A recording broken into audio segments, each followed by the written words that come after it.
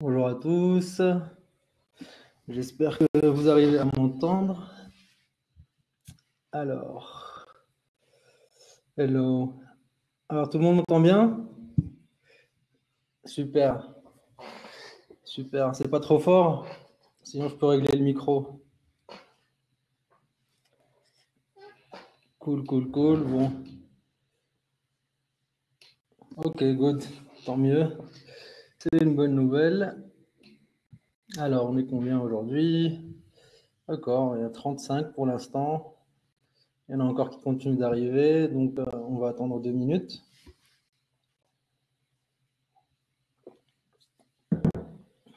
Salut, salut. Julien, t'arrives pas à entendre?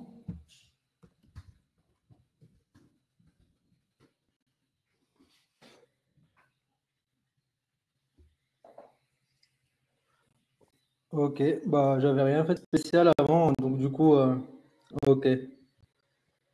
Bah, normalement, j'ai déjà fait un test avec ce micro et avec la même config, donc normalement, il ne devrait pas y avoir de problème. Je suis en fibre optique aussi, donc pareil, niveau qualité de la connexion, ça devrait aller. Ok, super. Super, super. Bon, on attend juste 2 minutes là, les retardataires.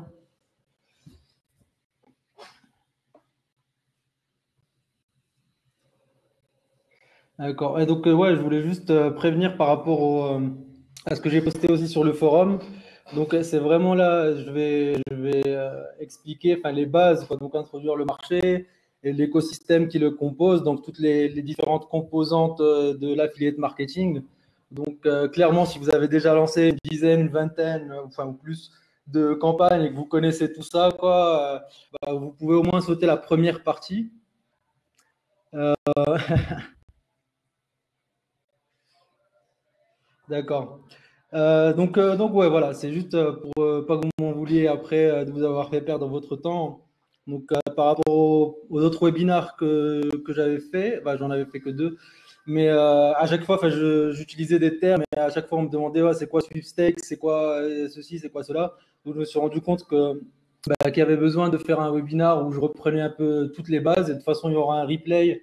Donc, ça servira pour les prochains, quoi. Les prochains, on pourra s'attaquer à des sujets un petit peu plus. Ah, le son est parti? Ah, merde. Bah, j'ai rien fait pourtant. Il faut être, ouais, il faut être sous Chrome idéalement ou. Ah, parce que là, je suis en train de tester un nouveau système. Donc, ce truc-là, Lightstorm, c'est fait par des Français. Et bah, j'ai plus trop Webinar Jam en fait, surtout là, vu que Hangout a changé son système, ça foirait un petit peu. Donc je teste ce nouveau et il passe par WebRTC, je crois. Donc c'est un nouveau enfin nouveau, tout est relatif, mais c'est un protocole qui n'est pas encore supporté par tous les browsers. Donc il faut effectivement, idéalement, être sous Chrome, quoi. Ah ouais, t'es sous Chrome, Laurie, et ça marche quand même pas? Tu m'entends pas?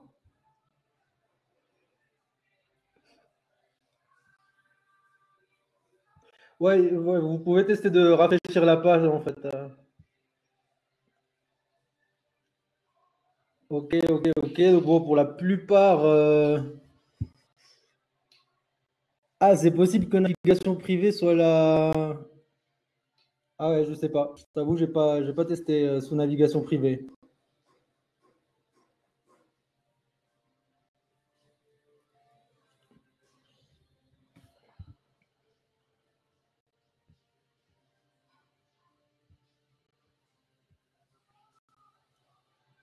Et vous arrivez, dans le chat, vous arrivez à avoir vos propres messages? Ok, nickel. Ok, cool.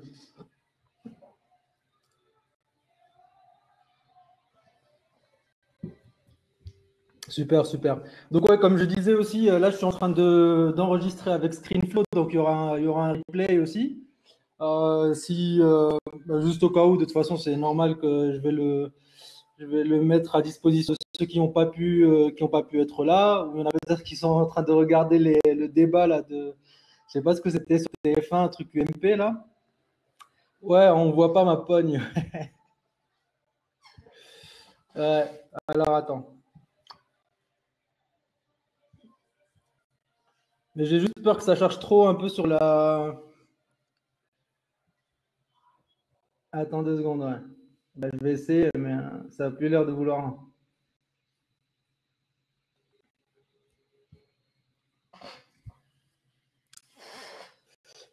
Euh...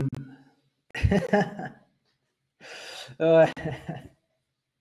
Non, mais j'appuie sur le bouton là pour activer la webcam, ça veut pas. Ça y était tout à l'heure, j'ai désactivé pour ne pas trop charger la connexion.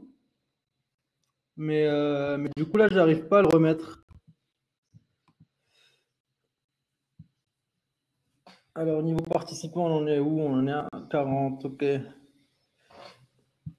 Alors là, je suis à Guadalajara, au Mexique. C'est au nord-ouest du Mexique. Non, je suis pas à poil, j'ai mis un t-shirt et ma casquette.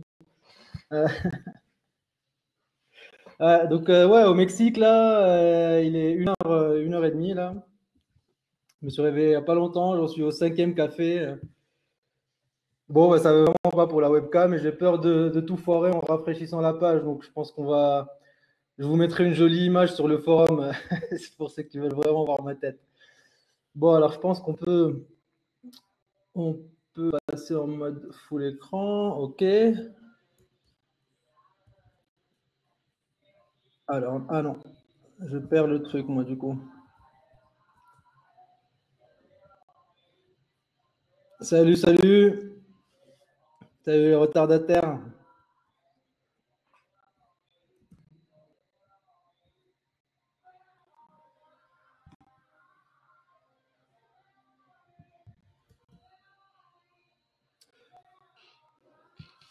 Salut. Ah ouais, je pense qu'on peut commencer là. Il est 1h40. Alors, donc, ouais, comme je disais, donc aujourd'hui, pendant une petite heure, je pense, j'estime à une petite heure, on va parler d'affiliation, d'affiliate marketing plus en particulier.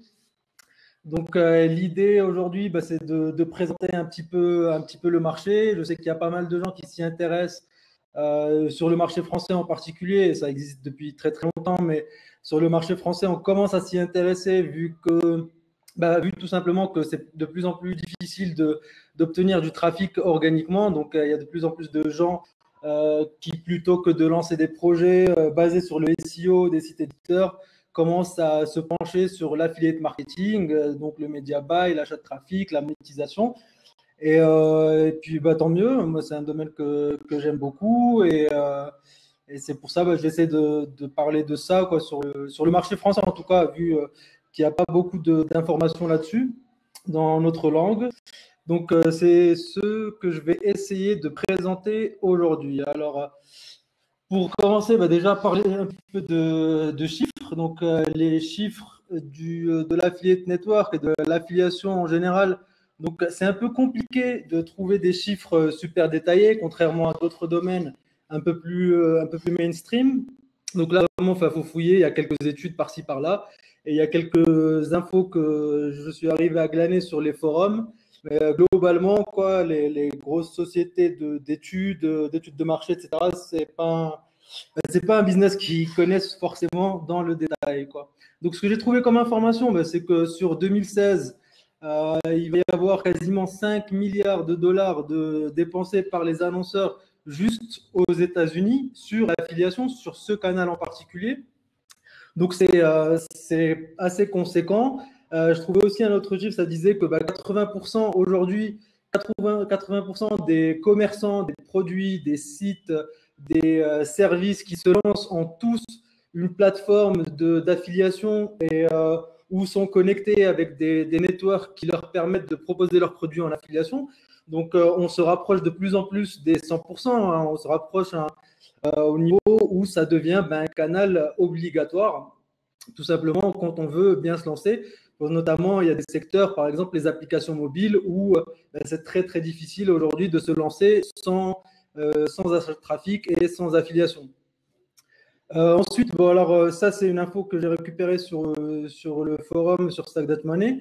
Donc Volume a annoncé que l'année dernière il y a eu 1 milliard de dollars de dépensés sur les campagnes qui sont gérées par lui. Donc, Volume, je parlerai un petit peu plus tard des trackers. Volume, c'est un tracker donc qui permet tout simplement de traquer ses campagnes publicitaires, suivre les coûts, les dépenses, les revenus, le ROI et pas mal d'autres choses. Donc, tout simplement, alors que, je ne sais pas quelle part de marché il représente au niveau des affiliés, mais à mon avis, ça doit être un petit pourcentage, un petit 20, peut-être 30%, qui passent par ça, qui font purement de l'affiliate marketing. Donc, ça nous donne quand même une bonne idée de ce qui est possible de faire. Non pas que ce soit atteignable par une seule personne, mais ça donne une visibilité sur le marché. Niveau nombre d'affiliés, là encore, c'est assez difficile de trouver des informations officielles, mais j'extrapole un petit peu de ce que j'ai vu sur les forums, de ce que je sais des gros networks, des gros CPA networks que je connais, qui ont tous des dizaines de milliers d'inscrits et quelques milliers d'actifs. Donc par là, j'en déduis que très facilement, on est quelques dizaines de milliers d'affiliés actifs dans le monde. Je pense très très facilement, c'est réaliste. Et enfin, les CPA networks qu'on avait avec un pote, on avait recherché dernièrement justement cette donnée. Donc encore une fois, pas de données officielles existantes. Donc j'extrapole depuis par rapport à ce qu'annoncent Has-Offers et Cake Marketing en nombre de clients qu'ils ont. Donc les clients qu'ils ont, c'est des CPA networks. Donc on a pas mal extrapolé. C'est autour des 400, 500 affiliate network, CPA network pur. Après, plateforme d'affiliation dans le sens large, là, on passe à un chiffre beaucoup, beaucoup plus gros, sans compter les annonceurs qui ont des plateformes d'affiliation directement sur place. Alors, ouais, je vois vos questions, je vois vos messages, mais je vais laisser le Q&A, c'est pour la fin. Donc, si vous avez des questions, gardez-les, notez-les, parce que je ne sais pas si je vais pouvoir revenir jusqu'au tout début du chat. Ça va être un peu le bordel d'ici la fin. Mais notez-les et j'y répondrai à la fin. Donc, non, Thibaut, il ne donne pas les revenus par rapport aux milliards de dépenses sur volume. Non, il donne juste le chiffre du coût, quoi. Donc, on ne sait pas quel est le ROI moyen sur toute la plateforme volume. Donc, les avantages et les inconvénients de ce marché. Donc, c'est un marché, comme je viens de l'expliquer, super large et super varié. Donc, c'est plus une technique, en fait, en soi, l'affiliate marketing, un canal d'acquisition. Et donc, c'est applicable à tout plein de choses. Donc, la variété de campagnes et de produits qui sont pubés et qui gagnent de l'attraction est définie par la performance de ces derniers. Donc, plus des campagnes et des types d'offres transforment bien, plus de personnes vont aller vers ça. Et donc, on a toujours l'impression qu'il y a 5, 6, 7 grosses niches. Donc, je parlerai des niches aussi un petit peu plus tard. Alors que très clairement, concrètement, jusqu'à il y a encore 3-4 ans, on avait une vingtaine, une trentaine de niches différentes dans lesquelles on pouvait se lancer. Mais ça a tendance à toujours aller vers, à se rétrécir, tout simplement parce que tout le monde maintenant a tendance à faire ce qui est approuvé, ce qui a été testé et prouvé, et donc ce qui marche. Donc forcément, les gens s'aventurent moins à tester des choses qui sortent de l'ordinaire.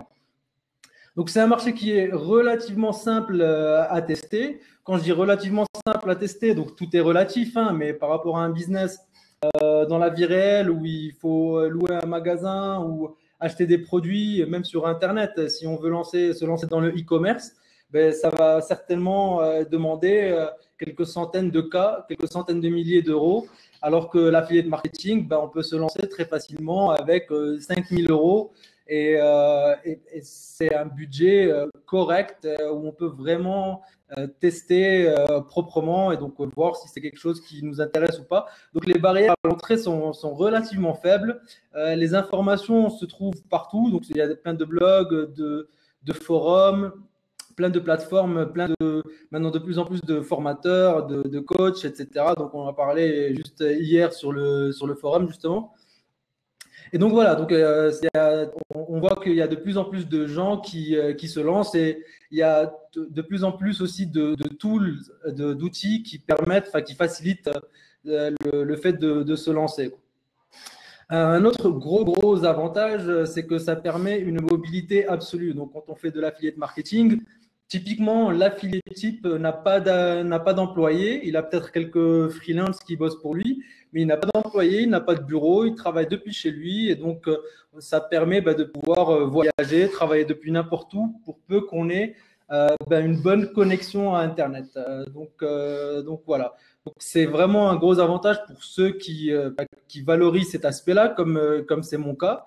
Après, bon, la réalité des choses, c'est que travailler en face de la plage, de plage paradisiaque, etc., c'est pas toujours aussi facile, surtout au niveau productivité. C'est faisable, mais c'est la productivité qui prend un coup. Donc, on est quand même obligé, c'est le revers de la médaille, de s'auto-contrôler, on peut avoir l'impression d'être toujours en vacances quand on voyage tout le temps, alors que c'est pas du tout le cas.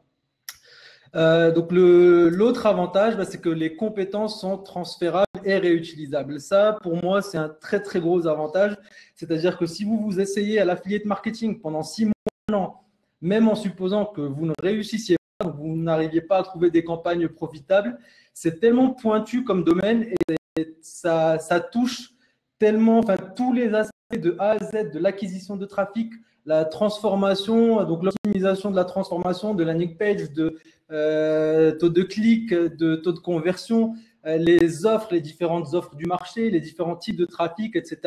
Que très facilement, ces compétences-là peuvent être monétisables sous la forme de consulting, de job. Tout simplement, c'est des compétences qui sont de plus en plus recherchées. Je crois que c'est Analchic qui a partagé ça il y a 2-3 jours sur le forum.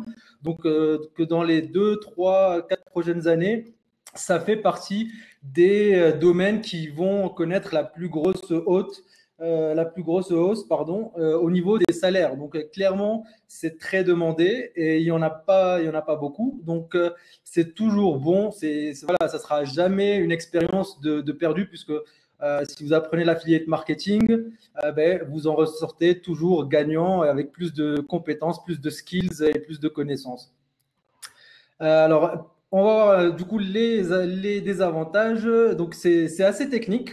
C'est assez technique par rapport à la mise en place du tracking, par rapport aux métriques qui sont utilisées. Donc, les métriques, c'est les données qu'on va récolter et qu'on a besoin d'analyser. C'est très technique par rapport au landing page qu'on met en place. Donc, il y a pas mal de petits scripts d'optimisation. Il faut être à la pointe de tout ce qui est optimisation du temps de chargement des pages, du temps de redirection, de l'hébergement du serveur, l'optimisation des serveurs, etc. Donc, il y a vraiment pas mal de choses à connaître, pas mal d'aspects un peu techniques, mais ça a tendance à s'améliorer, ça a tendance à être de plus en plus facile. Il y a des tools maintenant qui permettent, qui gèrent le spying, qui gère le scrapping. Le scrapping, c'est le fait de copier, donc de télécharger une landing page pour la réutiliser soi-même. Donc, il y a déjà des outils maintenant qui le font automatiquement. Il y a des outils qui optimisent automatiquement les landing pages pour qu'elles chargent plus rapidement, pour les rendre de taille plus petite. Pareil pour les trackers. Donc, les trackers, jusqu'à il y a encore quelques années, il fallait savoir l'installer soi-même, il fallait savoir optimiser son serveur, installer une Jinx. Il y avait pas mal de trucs un petit peu relous si c'est pas notre tasse de thé. Mais aujourd'hui, donc avec des solutions comme Volume ou même avec des auto-installeurs pour Funnelflux sur DigitalOcean ou Vultr, ça devient de plus en plus simple. Et donc voilà, on peut se concentrer de plus en plus sur le cœur de métier, donc qui est l'affiliation, l'achat de trafic et sa monétisation. Et enfin, le dernier point que je voulais aborder, c'était que ce marché, aussi intéressant soit-il, est très volatile. Donc, ça fait qu'on a besoin d'être constamment à la recherche de la prochaine campagne, puisque les campagnes publicitaires, par définition, finissent toujours par mourir, tout simplement par ne plus transformer. Des fois, l'offre disparaît ou est posée, ou il peut se passer plein de choses qui font que on doit abandonner les campagnes qui nous rapportent de l'argent, elles arrêtent de nous en rapporter. et ben, trouver des prochaines. Donc, ça fait qu'on est complètement, tout le temps, constamment en train de créer des nouvelles campagnes pour maintenir un CA stable. Si on ne crée pas de nouvelles campagnes, ben, le CA va aller en baissant, tout simplement. Et il n'y a pas d'autopilote. L'autopilote, quand il s'agit d'affiliate marketing et de campagnes d'affiliate marketing, n'existe pas. Donc, ça rejoint le point de la volatilité. Donc, c'est impossible de mettre en place des campagnes et de se dire, bon, ben voilà, je vais avoir du revenu passif pour la prochaine année. C'est totalement incohérent, ça ne se passera pas comme ça. Donc, voilà, pareil, soyez vigilants avec quiconque prétend vous montrer comment gagner de l'argent avec l'affiliate marketing en autopilote total. Je sais que c'est des termes que les gourous aiment bien utiliser. Moi, j'aime bien tempérer ça parce que c'est pas du tout la réalité. Alors, est-ce que c'est un marché qui est intéressant? Oui. Est-ce que c'est un marché qui peut être super lucratif? Oui. Est-ce que c'est un marché qui peut nous permettre de gagner beaucoup d'argent tout en voyageant? Oui. Mais alors, est-ce que c'est un marché facile? Absolument pas. Donc, au moins, vous êtes prévenus. Si vous attendiez un truc facile, ça sera pas le cas. Donc, de ce moment, je bois une petite gorgée de café. Donc là, j'ai mis un petit graphe donc, pour représenter le flow au niveau de l'affiliation classique. J'espère que ce n'est pas trop petit au niveau de la police. Donc voilà, donc sur l'affiliation classique, l'affiliation classique, ça peut être du Amazon, ça peut être pas mal de choses comme ça. Donc généralement, tout part de votre site ou d'une liste d'emails à vous. Donc si vous faites du mailing, ça part toujours d'un asset qui est à vous en fait, qui vous appartient. Et ensuite, donc le visiteur clique sur une bannière ou sur un lien dans votre email. Il est renvoyé vers l'offre directement, donc via un lien de tracking que l'annonceur vous a fourni. Quand le visiteur accomplit l'action qui est demandée, donc que ce soit une inscription, un achat, une installation. Donc l'affiliate network, dans le cas où il y en a, il y a plein d'annonceurs classiques qui passent par des affiliate networks comme Commission Junkie, des plateformes comme ça. Donc, eux vont traquer la conversion, la faire valider par l'annonceur, vous l'attribuer et enfin, vous envoyez votre commission. Donc, le point principal, la différence principale entre ça et le flow de l'affiliate marketing, c'est qu'on a en plus de tout ce qu'on avait avant, on a un tracker qui est absolument indispensable. Donc, j'en parlerai plus tard. On a la différence au niveau de la source de trafic. Donc, c'est plus votre site à vous, c'est plus un asset qui vous appartient. Donc, c'est toujours un site externe, une source de trafic ou un ad network. Donc, comme on peut le voir ici, donc, il y a un lien de tracking, donc que ce soit via Volume ou Funnelflux ou notre tracker. Donc, c'est absolument indispensable. Je veux dire, au jour d'aujourd'hui, c'est totalement inadmissible de ne pas utiliser un tracker pour gérer sa campagne. Et on a une landing page.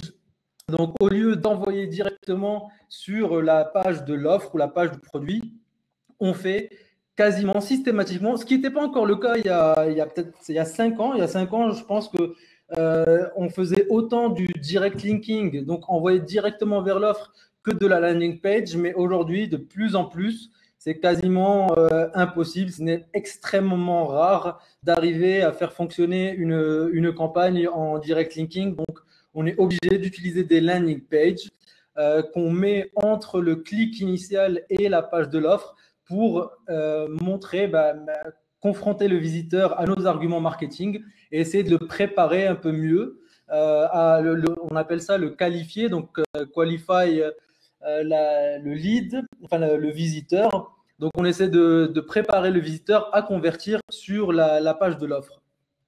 Donc, après la landing page, donc clique sur le CTA classique, renvoie vers l'offre via le lien de tracking, donc via notre tracker. L'affiliate network, donc là, c'est des affiliate network un peu différents que ceux qu'on a dans l'affiliation classique. Donc, j'expliquerai ça plus tard, j'en parlerai. Donc, la suite est similaire. Donc, la conversion est validée, attribuée, puis payée. Donc, l'anatomie d'une campagne type aujourd'hui. Vous excuserez mes qualités de graphiste, vraiment c'est douteux, mais je pense que j'ai bien tout mis. Donc, on part de la source. on part de la source. C'est, comme j'ai dit, une source externe généralement. Et j'ai mis créative de cette façon-là pour dire que c'est pas toujours le cas. Donc, on n'a pas toujours une bannière ou une image ou un lien texte. Ça peut être aussi de la pop-under où là, on n'a vraiment aucune créative. On reçoit du trafic directement sur notre landing page. Donc, ça passe par le tracker. Le tracker, ce qu'il fait, c'est qu'il route, donc il distribue ce trafic-là vers vos landing pages. Il peut y en avoir une, il peut y en avoir deux, il peut y en avoir 10. C'est pas fixe, mais généralement, on essaie d'en avoir plusieurs. Comme je conseillais dans les guides, on essaie d'en avoir plusieurs pour être constamment en train de tester. Donc, ça, c'est une doctrine de l'affiliate marketing et du marketing en général. C'est always be testing, donc A/B testing. D'avoir constamment dans sa campagne des nouveaux éléments qui sont split testés contre ceux qui marchent actuellement pour essayer toujours de performer, performer mieux tout simplement, améliorer son ROI, améliorer la performance de sa campagne. Donc derrière la landing page, il y a le tracker, on repasse par le tracker au clic sur le CTA évidemment. Et là, on renvoie donc sur, encore une fois, un pool d'offres différentes qui peuvent venir d'un seul et même network ou de plusieurs networks différents. Donc, pour la même raison que celle que j'expliquais pour les landing pages, il faut utiliser une variété d'offres, 2, 3, 5 offres pour split tester et essayer de ne pas mettre tous ces œufs dans un même panier, en gros, parce que l'offre est un élément vraiment capital de chaque campagne. Si l'offre est mauvaise et ne convertit pas pour une raison X ou Y, d'ailleurs, enfin, ça je l'ai déjà dit, je vais le redire, je spécifie, ne vous basez jamais, jamais, jamais sur votre jugement personnel. Vous ne regardez pas la page de l'offre ou la page d'une landing page et vous dites, ah, celle-là, elle va transformer ou celle-là, elle ne va pas transformer. Absolument jamais. Votre avis n'importe pas, n'a aucune valeur aux yeux du trafic. Il faut tester et voir ce que disent les performances.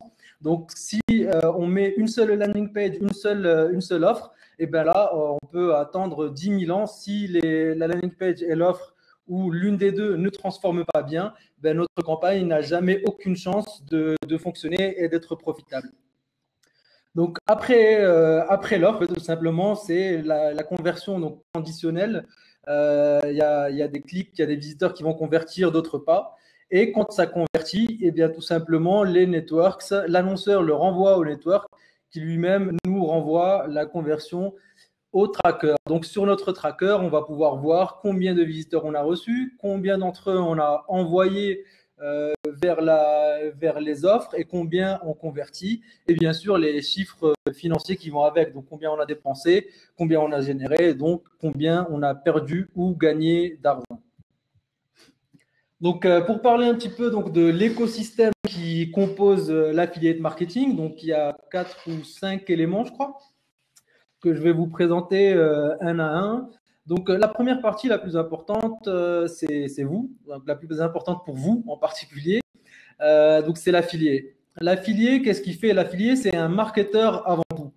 Donc, l'affilié, son boulot, c'est de convertir du trafic. Donc, acheter du trafic qui n'a pas été exposé, qui est en train de visiter un site ou en train de surfer sur Facebook ou peu importe sur une plateforme média. Et donc, notre boulot, c'est de lui exposer une créative ou une bannière ou une image ou un lien, de lui montrer une landing page et d'essayer de le convertir sur une offre particulière. Donc, ça, c'est la partie marketing. Elle se concentre généralement sur la partie landing page et bannière et créative en général. Donc, c'est ces deux éléments-là sur lesquels on va pouvoir avoir le plus d'impact, tout simplement, parce que le reste, on ne maîtrise pas forcément tous les composants de la chaîne, mais créative et landing page, c'est vraiment notre partie, et c'est là que les meilleurs arrivent à se différencier. Donc, l'affilié est aussi média buyer, donc dans le schéma de l'affiliate marketing. Donc, dans l'affiliation classique, si c'est un site à vous, vous n'achetez pas de trafic, vous envoyez tout simplement le trafic depuis votre site. Dans le cas du media buy, eh bien, tout simplement, c'est le fait d'acheter du trafic sur des plateformes externes, sur des sites qui ne vous appartiennent pas. Donc voilà, comme je disais tout à l'heure, donc on cherche à générer de revenus sans avoir de produit. On ne veut pas lancer nous-mêmes le produit et gérer le processing ou la livraison ou toutes ces choses-là. Ce qu'on veut, c'est tout simplement avoir des produits qui fonctionnent déjà et envoyer du trafic vers eux et générer des profits à partir de ça. Donc, on est clairement dans l'acquisition, enfin, générer du trafic et le monétiser. Et c'est aussi, ça c'est un point qui échappe à énormément de gens, peut-être à cause de la réputation, enfin, ou du marché en lui-même. Donc, tout ces, comment dire, ce côté argent facile, argent sur Internet, make money online, etc., qui donne une impression que c'est pas un business sérieux, alors que ceux qui font ça vraiment et à plein temps et qui font ça sérieusement génèrent des revenus assez conséquents. Donc, c'est vraiment un vrai business. Et si plus vous le traitez comme tel, plus vous avez de chances de réussir. Je vois plein de personnes qui voient ça comme juste un moyen de générer quelques centaines ou quelques milliers de dollars ou d'euros de profit dans l'immédiat en faisant tout n'importe comment. C'est pas du tout la meilleure façon de le voir. En fait, si on le voit comme ça, c'est que quelque part, on sous-estime le potentiel de ce marché et on passe très clairement à côté d'une très grosse opportunité parce que ce marché a beaucoup plus à offrir que tout simplement les quelques 100 dollars par jour que vous pourriez arriver à gagner en faisant ça en dilettante.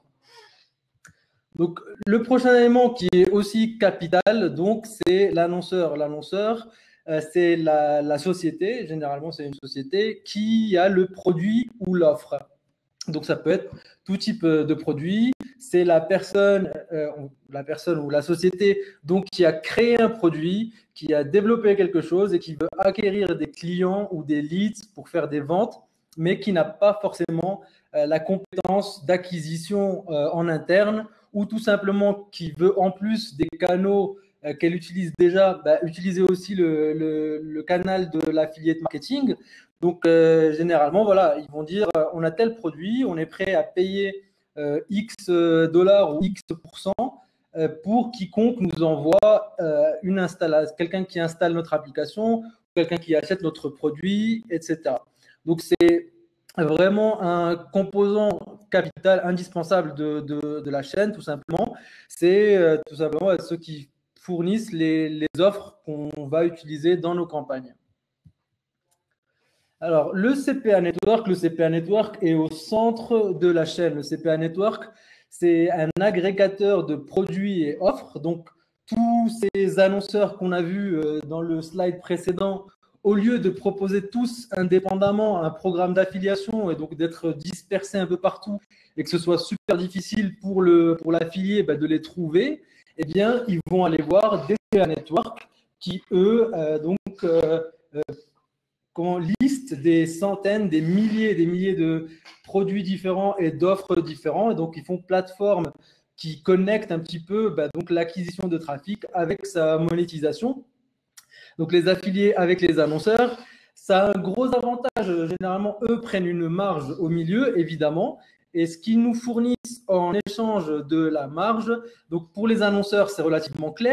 Ils ont déjà un pool d'affiliés qui peuvent activer et donc commencer directement du jour au lendemain. Une offre peut commencer à recevoir 1000 leads par jour, ce qui est impossible, quasiment impossible à réaliser pour un annonceur lui-même tout seul, de son côté. Pour l'affilié, l'avantage de travailler avec des CPA Network, et je peux vous dire que ça, c'est super important pour avoir travaillé avec des annonceurs en direct. Je préfère très largement bosser avec des CPA Network, quitte à être payé moins. Là, le CPA Network va assumer les risques de défaut de paiement. Donc, les annonceurs, ça peut disparaître. On sait qu'il y a toujours plein d'offres qui sont un petit peu limite, un peu borderline. Donc, l'annonceur peut perdre son VAD, peut perdre son compte bancaire, peut tout simplement disparaître et refuser de payer. Eh bien, le CPA Network, généralement, assume ce risque et nous protège de ce cas précis. Si l'annonceur ne paye pas, eh bien, tout simplement, le CPA Network va quand même nous payer nos revenus puisque nous, on a déjà payé le trafic. L'affilié est celui qui prend le risque dès le départ puisque c'est celui qui achète le trafic. S'il se retrouve sans être payé par l'annonceur, eh bien, c'est tout plein quand potentiellement beaucoup d'argent qui est perdu. Et le dernier point, le dernier gros avantage aussi, c'est que ça facilite la gestion du cash flow. Alors le cash flow, quand on travaille avec les annonceurs en direct, généralement, ils ont tendance à payer à net plus 30. Donc ça veut dire que, on prend l'exemple, on est en octobre, si je commence à faire la pub d'une offre au 1er octobre, disons que j'envoie pour 10 000 $ de conversion sur la première semaine, eh bien ces 10 000 $, je ne serai payé que le 1er décembre. Au meilleur des cas, sur la France, ça va jusqu'à net plus 60, jusqu'à net plus 90. Vous imaginez dépenser du 1er au 7 octobre 10 000 $ et ne les toucher que quasiment en janvier, ça crée un gros problème de trésorerie et ça, c'est une semaine. Donc, si vous voulez continuer dans le cas où ça transforme bien et vous voulez envoyer plus de trafic et plus de leads à cet annonceur, eh bien, ça voudrait dire que vous devriez potentiellement avancer des dizaines, voire des centaines de milliers de dollars en attendant d'être payé, en prenant le risque aussi que l'annonceur ne paye pas pour une raison X ou Y. Donc, c'est pas toujours des raisons valables. Hein. Il y a pas mal d'annonceurs qui ont toujours disparu pour des raisons propres à eux, qui ont clairement un peu grugé les networks et les affiliés. Donc, le CPA Network nous protège de ce cas précis. Il y a des CPA Network, typiquement comme Mobidea, que je remercie d'ailleurs de sponsoriser cet event, j'ai oublié de le dire au début. Donc, eux payent tous les jours. Donc, ça, c'est un très gros avantage. Si vous trouvez une offre qui convertit, de pouvoir envoyer tout dépenser sans vous soucier de votre trésorerie. Si vous avez 10 000 $ disponibles pour votre media buy, pouvoir envoyer 10 000 $ et les recevoir le lendemain pour continuer à envoyer du trafic, c'est un très gros avantage. Le reste, la plupart des CPA Network vont vous payer une fois par semaine si vous faites au moins 1 000 $ sur la semaine. Donc, c'est aussi un avantage. Et ça aussi, par expérience personnelle, même les CPA Network qui ne proposent pas, qui ne parlent pas de paiement quotidien ou 2 fois par semaine, si vous faites du volume, si vous faites, je ne sais pas moi, 1 000 $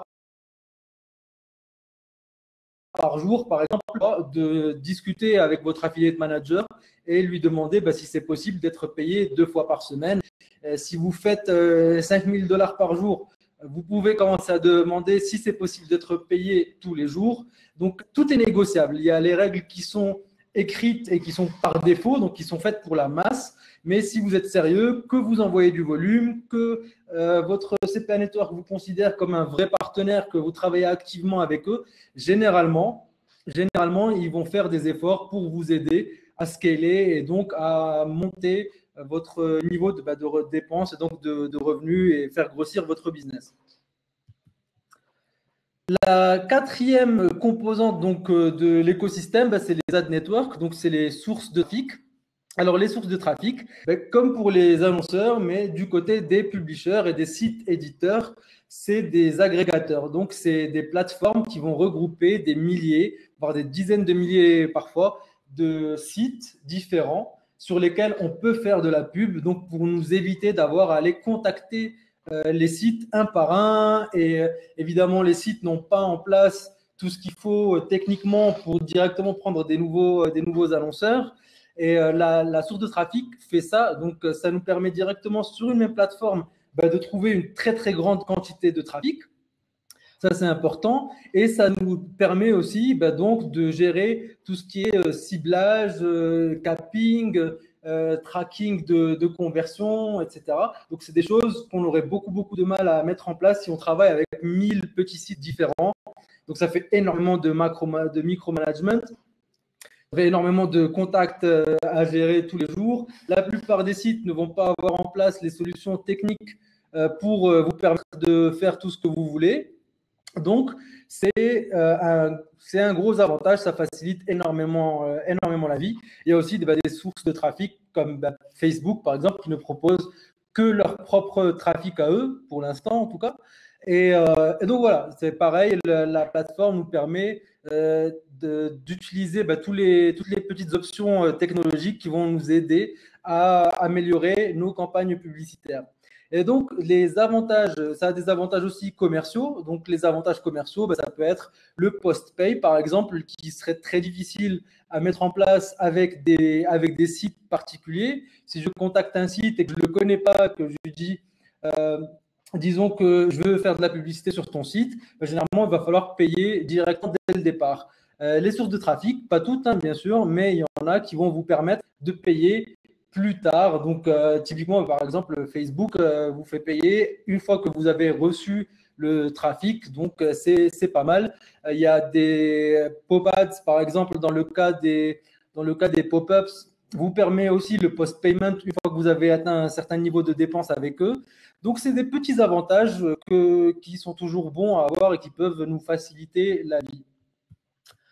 Enfin, la dernière composante, c'est les trackers. J'en parlais tout à l'heure. Donc, j'insiste vraiment là-dessus, puisque là, via le forum, je continue encore et toujours de voir des gens qui lancent des campagnes sans tracker, qui lancent des campagnes en se disant « Ok, je mettrai en place le tracker plus tard ». Je cours de mots en fait pour le décrire poliment. C'est absolument fou, c'est inadmissible. Vous ne devriez absolument pas faire ça. Ça devrait être votre. Vous pouvez vous passer de tout ce que vous voulez, sauf du tracker. Tout le reste, vous pouvez peut-être vous en passer, mais pas le tracker. Le tracker est absolument indispensable si on envoie du trafic vers une page ou vers une offre sans traquer.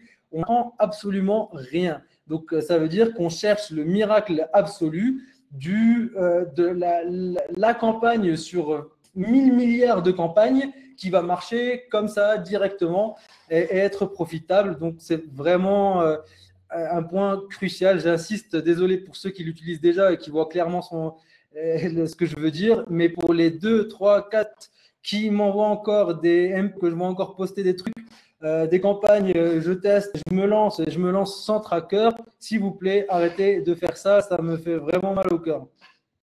Donc le tracker, qu'est-ce que ça permet de faire? Une fois que j'ai sorti ça de mon système, le tracker permet tout simplement de traquer, comme son nom l'indique, et d'analyser ses statistiques. Donc ça nous permet de voir d'où vient le trafic qui arrive sur notre campagne, donc de quel mobile, si c'est sur PC ou mobile, si c'est Windows ou Mac, quelle version de Windows, si c'est une tablette, de quelle ville. Donc tout plein d'informations qui sont indispensables. On le sait, on le voit de toute façon dans tous les domaines. Là, c'est je ne sais pas comment dire, mais l'ascension de la data. Tout le monde ne parle que de data. Donc voilà, ça nous donne toute la data dont on aura besoin pour optimiser, pour analyser et optimiser sa campagne. Donc savoir ce qui ne va pas et ce qui marche. Donc pour optimiser ce qui marche, faire plus ce qui marche et couper ce qui ne marche pas.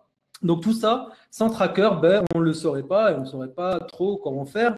Ça permet aussi de mettre en place donc le flow, le funnel tout simplement. Donc sur quelle landing page on va envoyer, qu'est-ce qui se passe quand on clique tel ou tel bouton, vers quelle offre on va envoyer. Ça permet donc de mettre en place des règles. Si le trafic vient du mobile, donc envoyé vers cette page en particulier. Si le trafic vient de Bouygues envoyé sur cette landing page en particulier. Donc, ça permet de faire plein de choses qu'on ne peut pas faire si on n'utilise pas de tracker.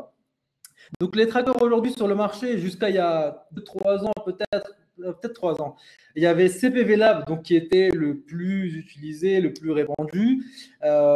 Ça commençait à très clairement vieillir par rapport à l'avancement du marché. Et donc, c'est là qu'est arrivé donc, Volume qui a pris le marché entièrement. Donc, je pense que tous ceux qui ont déjà lancé quelques campagnes déjà connaissent Volume. Donc, c'était le premier tracker utilisé à grande échelle, on va dire, qui est en SaaS, donc qui n'est pas hébergé sur nos serveurs, mais qui est en tant que service. Donc, les inconvénients et ce qui faisait le plus peur aux gens au début, c'était tout simplement quelqu'un qui avait accès à l'admin de ce tool avait accès aux statistiques de tout le monde. Donc, il y avait un petit peu cette crainte, mais ils ont fait un très bon boulot. Ils sont arrivés à dissiper ces doutes-là. Et donc, aujourd'hui, c'est tout à fait normal. Plus personne ne se pose la question de si les admins de Volume regardent nos stats ou pas. Tout le monde l'utilise. Et personne ne s'est jamais plaint qu'on lui avait copié sa campagne et que seul Volume connaissait. Donc, clairement, je pense qu'ils ont fait leur preuve maintenant. L'avantage, le gros avantage, c'est la facilité de mise en place. Donc, on crée un compte directement en 2 minutes exactement. On peut lancer sa première campagne et commencer à recevoir du trafic. Le second avantage, c'est l'autoscale. Donc, c'est scalable automatiquement. On n'a pas besoin, si nos campagnes passent de 1000 visiteurs par jour à 10 millions de visiteurs par jour, on n'a absolument rien à faire. Volume gère ça de façon automatique. Et le deuxième, donc le concurrent qui le talonne et qui commence à gagner pas mal en réputation, c'est Funnelflux. Donc Funnelflux qui est lancé par Vitavi, Hakim, un Français d'ailleurs aussi, que j'espère avoir le plaisir d'accueillir dans un blab dans les semaines ou les mois qui viennent.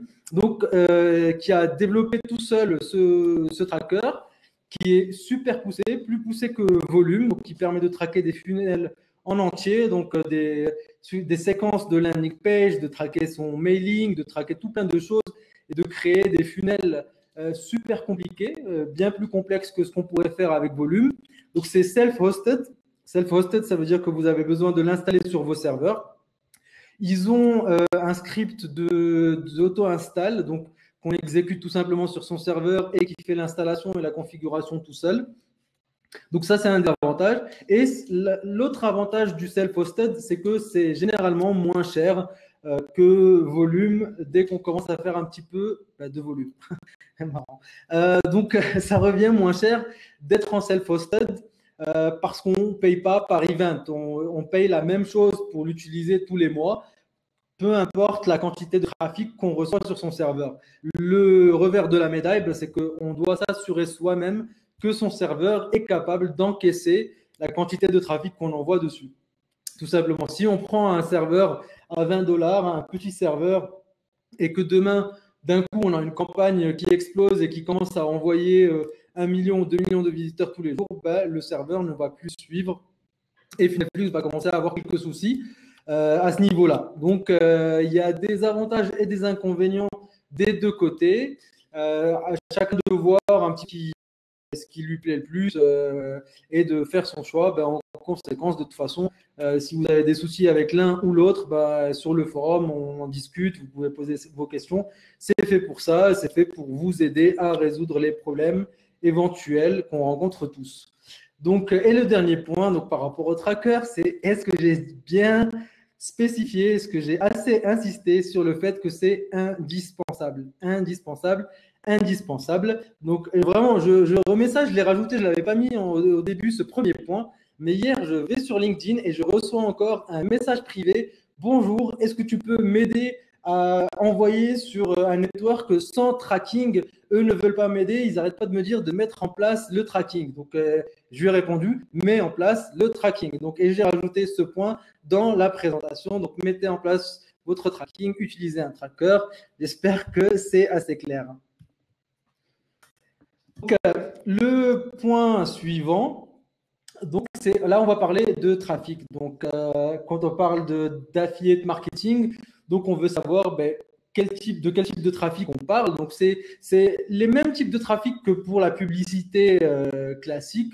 On peut avoir un petit peu les différentes catégories.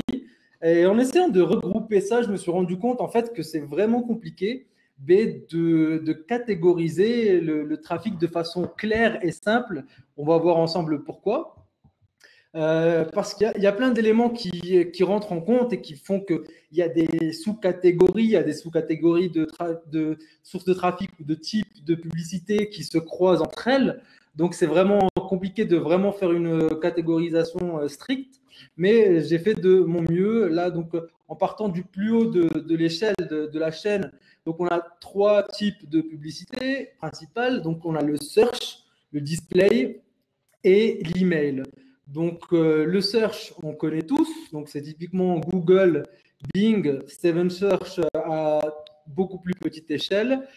Typiquement, voilà, Google AdWords et Bing, même Bing est très utilisé pour l'US parce qu'ils ont pas mal de trafic quand même sur l'US. En France, on connaît un petit peu moins parce que le trafic est plus négligeable, donc forcément, ça suscite moins d'intérêt. Mais c'est quand même une des sources principales pour le search. Donc le search, c'est toutes les basées sur des résultats de recherche par mots-clés. Donc généralement, le ciblage se fait par mots-clés. Au niveau du display, alors le display, c'est vraiment un gros pour tout, puisque le display, c'est dès qu'on affiche une image ou une bannière, donc ça correspond à display. Donc là, on a tout type de sources de trafic qui rentrent là-dedans. Donc, on a de la pop-up, on a du DSP, donc du RTB, donc c'est de la bannière sur des sites éditoriaux. On a des sources de trafic adultes, donc comme Traffic Stars, où là encore, on peut faire de la publicité via des bannières. Facebook rentrerait aussi dans la catégorie du display puisqu'on affiche des bannières et des images. Outbrain et Taboola, donc pour le native advertising, donc toutes ces recommandations qu'on voit sur les sites de buzz typiquement, c'est Taboola, Outbrain, RevContent. Donc tout ça aussi rentre dans le cadre du display. SeedScout, donc c'est un autre DSP, enfin RTB. Donc RTB, c'est Real-Time Bidding, c'est des systèmes pour acheter de la publicité en enchérissant directement et en temps réel sur des espaces publicitaires. Et enfin, les emails. Les emails, ça peut être faire de la pub pour créer une base d'emails sur laquelle on va envoyer des offres ou des bases. Ça peut être aussi sur des bases louées ou tout simplement, ça peut être des achats de blast. Donc, on paye quelqu'un pour envoyer un email à sa liste pour nous, quoi. Donc, ouais, on me parle de Prosper 202 pour le tracking. Alors, personnellement, je n'ai pas trop suivi, mais clairement, enfin, c'est vraiment en parlant des trackers. Donc, évidemment, Prosper 202, c'est le plus ancien, je crois que c'est l'un des plus anciens trackers qui existent sur le marché. Je crois que c'était le premier, mais ils n'ont pas vraiment su évoluer avec leur temps et avec le marché. Et je trouve que c'est vraiment pas jusqu'à la dernière version. Je crois qu'il n'y avait même pas la possibilité de split tester des landing pages. Il fallait mettre soi-même en place des scripts pour faire la rotation, etc. Enfin, bon, c'est un peu archaïque. C'est gratuit. Je crois que ça l'est même plus en plus gratuit depuis la dernière version. Là, c'est devenu tout payant. Je ne suis pas sûr à vérifier. Mais en tout cas, voilà. Si vous vous lancez et que vous cherchez à tester un tracker gratuitement, que vous êtes vraiment très très limité sur les fonds, vous pouvez utiliser, je crois qu'il y a AdsBridge qui propose 30 jours de trial. Donc ça peut être une solution, le temps de voir si ça vaut la peine d'investir dans un tracker pour vous ou pas. Mais si vous continuez dans l'affiliate marketing, oui, ça vaut la peine d'investir dans un tracker. J'espère que je n'ai pas à revenir sur le slide précédent. Donc, pour continuer sur les différents types de trafic, donc on a vraiment ces trois grosses catégories principales. Donc voilà, si j'ai pas tout mis, évidemment, j'ai mis des exemples. Là, il y en a beaucoup plus. Là, niveau source de trafic, on parle de milliers de sources différentes. Là, c'était vraiment pour vous donner un exemple assez varié de tout ce qui existe et là où les affiliés achètent du trafic principalement. Donc, si vous faites de l'affiliate marketing, tout ça, c'est des sources que vous allez être amené à connaître très rapidement. Donc, les autres classifications qu'on peut appliquer donc, au trafic, comme j'ai dit, c'est très difficile d'avoir une seule classification. Donc, on peut classer, on parle aussi de trafic mobile ou desktop. Donc là, on parle d'appareil, donc le support. Donc, clairement, ça fait 2-3 ans là, que le mobile explose. D'ailleurs, sur les forums, les gens ne parlent quasiment plus de desktop. Tout le monde ne parle que de mobile, de campagne mobile, de pop-up mobile, etc. Donc, clairement, ça a gagné beaucoup d'aficionados et de personnes qui se lancent là-dedans. Donc, voilà. Donc, c'est une autre façon de classifier. Mais typiquement, le mobile ou le desktop, ça reste un support. C'est le device, c'est l'appareil qui est utilisé par le visiteur. Mais ça peut être dans n'importe lesquelles des trois catégories qu'on a vues. Donc, ça peut être du mobile search, ça peut être du mobile display, ça peut être de l'email sur mobile. Je veux dire, ça reste vraiment qu'un support, mais généralement, on parle un petit peu des deux, vu que aussi les offres, qu'on verra plus tard, font la différence, quelques-unes en tout cas, font la différence entre le trafic mobile et le trafic desktop. Certaines convertissent que le desktop, d'autres que le mobile, etc. L'autre classification, donc, c'est le medium. Donc, le medium, c'est le médium, comme son nom l'indique, je ne saurais pas trop le dire en français, mais c'est en gros la différence entre le trafic web, donc quand on génère des clics, des visites web vers une landing page ou vers une offre, et quand on génère des calls, appels. Donc les appels, c'est toute la catégorie pay per call, donc c'est une catégorie dans l'affiliate marketing. Vous êtes sûrement tombé, surtout si vous êtes en France, ça vous n'avez pas pu le rater, donc sur les sites de streaming, les pop-ups super agressives avec des numéros de téléphone à appeler qui vous disent que votre PC est bloqué, que vous êtes infecté, que vous allez mourir et qu'il faut appeler le 01, blablabla. Donc ça, généralement, typiquement, c'est du tech support. Donc c'est une niche parmi le pay-per-call, dans le pay-per-call. Donc voilà, là, généralement, on ne cherche pas à vous faire cliquer, on ne cherche pas à vous faire visiter une page, on cherche à vous faire prendre votre téléphone et composer un numéro et appeler un call center. Et c'est là que la conversion se fait. Donc le flow est complètement différent. Et là encore, c'est une catégorie de trafic dans le sens large, très large du terme. Et ensuite, il y a la différenciation très terre à terre, donc très concrète du trafic. Ça peut venir d'un clic sur un lien texte, donc typiquement pour le search. Ça peut venir d'une bannière ou d'une image ou une image plus texte, donc que ce soit du display bannière ou du native advertising, donc là où ce sera une image plus du texte. Et ça peut venir tout simplement aussi de pop-up, donc là où on atterrit directement sur une landing page entière. Et c'est notre campagne. Donc c'est très… quand on commence à faire de l'affiliate marketing, c'est difficile, c'est une des choses compliquées, c'est de comprendre un peu tout cet écosystème dans chaque truc, dans le trafic, dans les offres, dans les sources. Tout ça a plein de catégories et de sous-catégories qu'il faut essayer, au mieux, si ce n'est maîtriser, au moins connaître et comprendre ce que c'est pour avoir une vision globale des possibilités et de bien comprendre l'affiliate marketing en général. Je prends une petite gorgée d'eau. Il est déjà 2h30, ça fait 1 heure qu'on y est. Ok, cool. Donc, l'autre façon dont on pourrait définir le trafic, c'est par la forme de paiement. Donc, on dit forme de paiement. Pour acheter du trafic, il y a différentes façons de payer et de quantifier, si vous voulez, le trafic qu'on achète. Donc, il y a typiquement le CPM, donc le coût pour 1000, qui est très certainement le plus répandu, puisque c'est le modèle utilisé par défaut pour le display.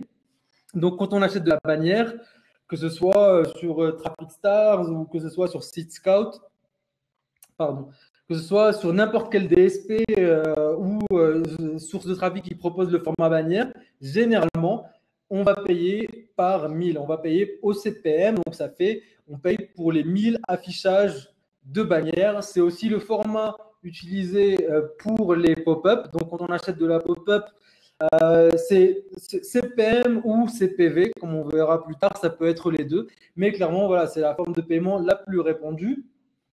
Le CPC, je pense que c'était beaucoup plus répandu avant en termes de pourcentage, si on devait le définir comme ça, grâce au search. Donc, quand le display était moins volumineux et que le search était beaucoup plus gros. Donc, clairement, on payait par clic. C'est toujours le cas d'ailleurs pour le search, sur AdWords, Bing, Facebook, typiquement. On paye au clic. Facebook, on peut payer de plusieurs façons, mais on peut aussi payer donc au CPC. Sur AdWords, on va payer au CPC. Donc voilà, ça peut être les différents. Il y a des sources qui ne proposent donc que du CPM, il y a des sources qui ne vont proposer que du CPC, il y a des sources qui ne vont proposer que du CPV. Donc CPV, c'est pour chaque view. Donc typiquement, pour donner un exemple, ça serait Pop Ads.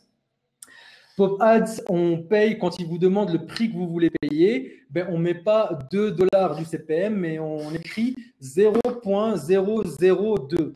Donc, c'est. Pardon, j'ai touché le micro, là, ça a dû faire un. Donc, on paye par vue. Donc, pour chaque view de notre landing page, on paye 1 millième de centime si on veut payer 1 dollar du CPM, etc. Donc, voilà. Et enfin, il y a le CPA. Donc, ça, c'est un peu moins courant, mais c'est possible de payer son trafic pour chaque action, donc pour les conversions. Typiquement, dans le mobile, il y a pas mal de sources qui acceptent d'être payées au CPI. Donc, typiquement, ça fait qu'elles sont plus âgées un petit peu à vous aider à convertir. Quand ça convertit bien, elles vous envoient plus de trafic. Donc, à quoi ça ressemble? Ben, elles vous envoient du trafic gratuitement. Vous mettez en place sur votre tracker un post-back qui leur renvoie chaque conversion et elle vous bille pour chaque conversion. Donc, il y a plusieurs sources qui proposent ce modèle-là. Et ça peut être un modèle intéressant. Typiquement, c'est utilisé par les annonceurs, pas mal par les annonceurs qui vendent en direct. Donc, je peux donner un exemple qui est utilisé à très grosse échelle. C'était par exemple les offres de streaming sur les pop-up. Donc, les offres de streaming en France qui vous demandaient de rentrer votre numéro de téléphone.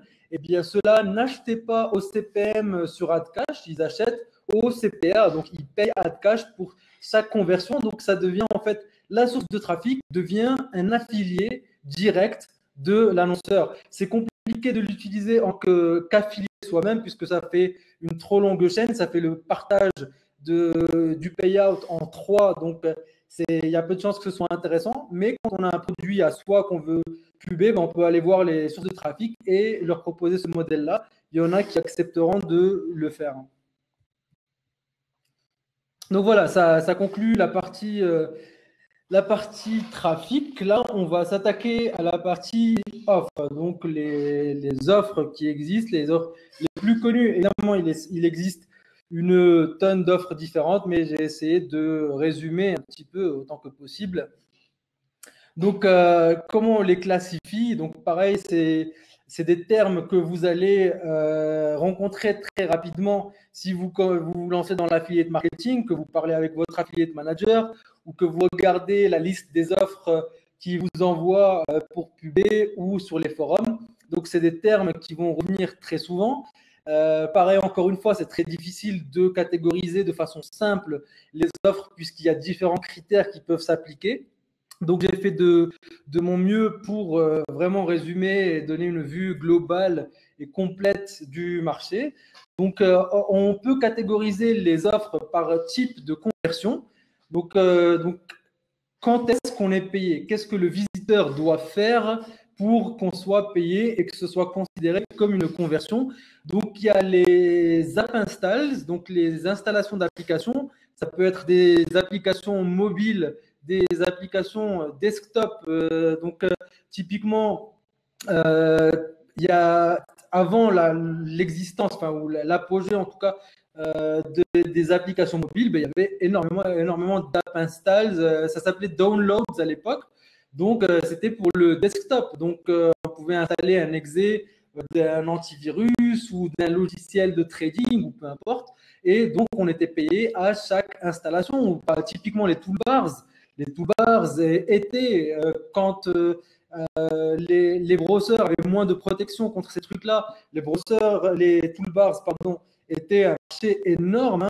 Donc, il y a des sociétés qui sont valorisées à des centaines de millions, qui sont basées à 100% sur les toolbars, les petits toolbars, les petits trucs qu'on voit sur son browser. Donc, à l'époque, c'était une très, très grosse niche. Donc, ça rentre parfaitement dans cette catégorie-là, donc les app installs. Aujourd'hui, quand on entend app installs, très clairement et normal, on pense directement à des applications mobiles. Donc, la catégorie suivante, c'est le lead gen. Les browsers, les browsers, les navigateurs, pardon. Pardon. C'est que j'ai tendance à utiliser des anglicismes. Donc, browser égale navigateur web. Donc, le navigateur qu'on utilise pour surfer sur Internet, Firefox, Chrome et Internet Explorer. Si vous utilisez encore Internet Explorer, je vous plains. Mais bon, passons à la suite. Alors, l'autre catégorie, c'est les lead gen. Donc, vous pouvez très bien, votre affiliate manager venir vous voir et il y a une offre lead gen qui cartonne ou lire sur les forums. Donc, lead gen, c'est un raccourci pour lead generation, donc la génération de leads en français, tout simplement. Donc, typiquement, c'est des offres qui vont payer pour une fois que le visiteur a donné son email ou rempli un formulaire. Généralement, ça ne demande pas de paiement de la part du visiteur. Donc, lead gen, c'est quand typiquement le visiteur n'a pas besoin de sortir sa carte bleue ou de s'abonner via son opérateur pour que la conversion ait lieu. Il remplit un formulaire, que ce soit d'un champ ou plusieurs champs. Ça sera du lead gen. Donc, typiquement, les emails submit, zip submit, short forms, ce type d'offres-là rentrent dans cette catégorie-là. Donc, la catégorie suivante, c'est les credit card submits ou les trials. Donc, on n'est pas encore dans la vente directe pour qu'il y ait une conversion, mais le visiteur a quand même besoin de sortir sa carte de crédit et de soit la mettre en assurance pour lancer son trial, soit payer 1 euro ou 7 euros, peu importe, une quantité moindre, ou payer 4 euros, par exemple, 4 dollars pour le shipping, pour que la conversion ait lieu. Donc, on n'est pas encore dans le paiement total du prix du produit, du prix de l'offre, mais c'est une offre qui demande quand même du visiteur de sortir sa carte de crédit et de la renseigner. Donc, l'annonceur a récupéré les informations de carte de crédit et c'est là que la conversion a lieu. Donc, typiquement, sur le FR, sur l'adulte, les trials 1 euro, les trials 24 heures, la CB30 pour la vérification de majorité, oui. Donc, tout ça, ça rentre dans le credit card submit, trial. Aujourd'hui, dans l'affiliate marketing, les sweepstakes en France se basent majoritairement sur cette technique-là. Donc, le 1 euro, on a tous vu les iPhones à 1 euro qui demandent à rentrer sa carte bleue. Donc, pour 1 euro seulement. Donc, typiquement, voilà, nous, on est payé dès que le 1 euro est prélevé. Mais par contre, l'offre espère, en tout cas, vous prélever d'une somme plus importante plus tard. Donc, voilà, ça, c'est les trials et les credit card submit. Et voilà, donc la catégorie suivante, c'est les pin submit. Les pin submit, donc les gens qui viennent typiquement de l'affiliation classique et du web ont un peu de mal à comprendre ce que c'est. Donc, c'est clairement une catégorie qui est en train de perdre un petit peu, sur la France en tout cas. Pas au niveau mondial. Au niveau mondial, c'est toujours quelque chose qui cartonne.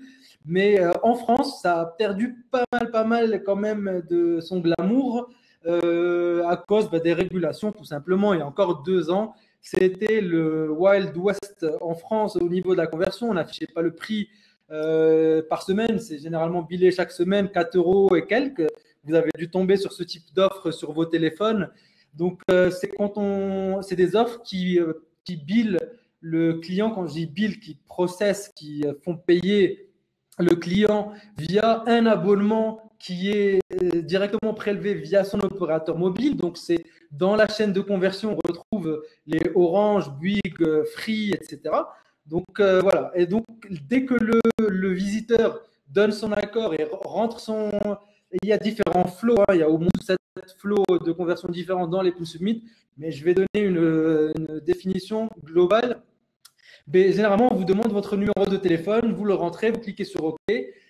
Soit la conversion a lieu là, soit vous devez reconfirmer en cliquant un lien qui vous est envoyé par SMS. Donc voilà, il y a le flow SMS, il y a le flow pin submit, il y a le flow 1 clic, 2 clics, peu importe, mais c'est généralement lié à votre opérateur mobile. Ça passe par des plateformes de paiement que l'opérateur mobile fournit et c'est pour ça que ça se complique puisque ces mêmes opérateurs qui sont indispensables pour ces conversions-là sont de plus en plus exigeants. Ils demandent qu'on montre le prix de façon de plus en plus claire, qu'on soit moins violent sur les créatifs, sur les landing pages. Ils sont de plus en plus vigilants. Il y a de plus en plus de contrôle. Donc voilà. Mais ça reste quand même une catégorie très, très répandue dans plein de pays de l'Europe de l'Est, typiquement aujourd'hui, en Amérique latine, en Asie. voilà, ça continue de cartonner. Tant que les opérateurs voudront bien se gaver avec ce truc, bah, ça continuera de marcher. Mais évidemment, c'est normal, ça serait pas fou de s'attendre à ce que ce soit de plus en plus régulé, de plus en plus compliqué. Et la dernière catégorie, ben, c'est la straight sale, donc la vente directe. Donc, c'est typiquement, on envoie sur une page d'offre, le prix est affiché, le visiteur doit acheter le produit à son prix complet pour qu'on reçoive un reversement, donc pour que la conversion ait lieu. Donc, c'est vraiment le funnel le plus clair, le plus simple, le plus fluide, quoi. Donc, ça serait par exemple envoyer sur Amazon pour vendre quelque chose ou sur un e-commerce Shopify où le prix est clairement affiché. Donc voilà, ça serait une straight sale. Donc il n'y a pas de trial, il n'y a pas de lead gen, il n'y a rien. Il faut que le visiteur mette sa CB, paye les 39 ou 80 ou 120 ou peu importe, paye le prix total du produit et là on touche un reversement, on touche une conversion.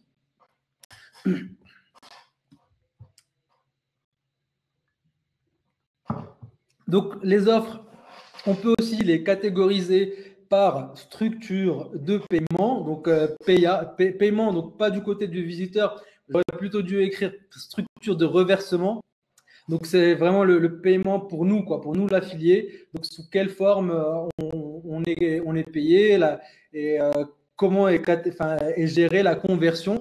Donc est-ce qu'on est payé à la vente ou au lead ou au rev share. Donc ça c'est les trois grosses catégories qu'on utilise. Donc au lead c'est typiquement tout ce qui est les lead gen et les app installs par exemple. Donc c'est par installation, par lead ou par action.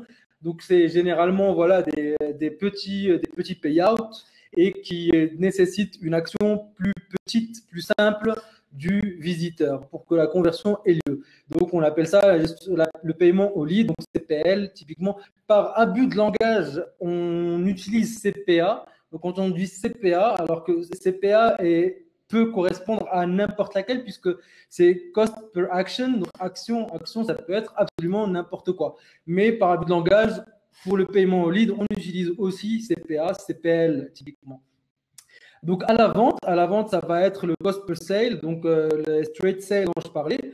Donc, dès qu'il y a une vente où on est payé au trial, donc où on peut aussi dire en one shot. Là, c'est vraiment pour vous familiariser un petit peu avec le langage, je trouve pas je trouve plus le terme en fait, mais voilà. Donc pour se familiariser avec les mots qui sont utilisés, qui vont être utilisés par vos affiliate managers, sur les forums, par d'autres affiliés, etc. Donc vous retrouviez pas. Ouais, le jargon, c'est ça que je cherchais exactement. Merci Ben. Donc c'est un peu le jargon de l'affiliate marketing quand il s'agit des offres.